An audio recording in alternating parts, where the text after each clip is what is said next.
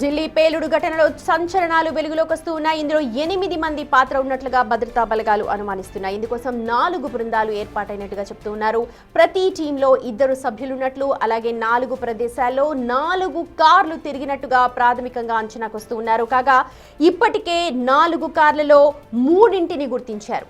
ప్రతి టీంలోని సభ్యులు పెద్ద ఎత్తున ఐఈడీలను తరలించాలని నిర్ణయించుకున్నట్లుగా భద్రతా బలగాలు భావిస్తున్నాయి. అంతేకాదు వరుస పేలుళ్లకు కుట్ర చేసినట్టుగా కూడా పోలీసులు భావిస్తూ ఉన్నారు.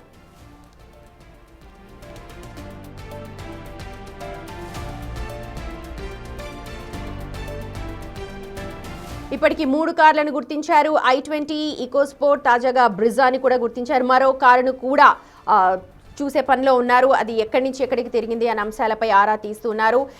పేలుడు ఘటనలో ఉమర్ నబీ నడుపుతున్న కారు పూర్తిగా దగ్ధమైపోయింది, మనందరికీ తెలుసు. అలాగే DL10 CK0458 నంబర్ కారు కూడా పోలీసులు సీజ్ చేసేశారు.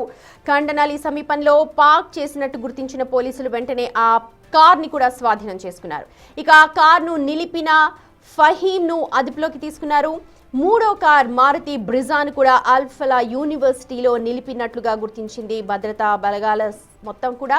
అది ఒక మహిళా డాక్టర్ అయిన షాహీన్ పేరుపై రిజిస్టర్ అయినట్టుగా తెలుస్తోంది.